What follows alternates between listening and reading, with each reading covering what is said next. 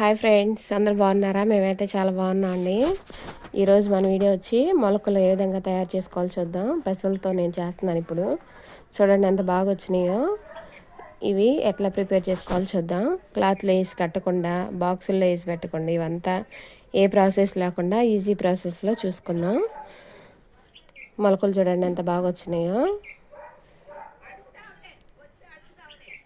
పెసలు అయితే బాగా శుభ్రం చేసుకొని పగలు ఒక 4 గంటలు నానబెట్టుకోవాలండి. 4 గంటలు నానిన తర్వాత మనం నైట్ పండుకునేటప్పుడు చూడండి ఈ విధంగా నానబెట్టుకొని 4 గంటల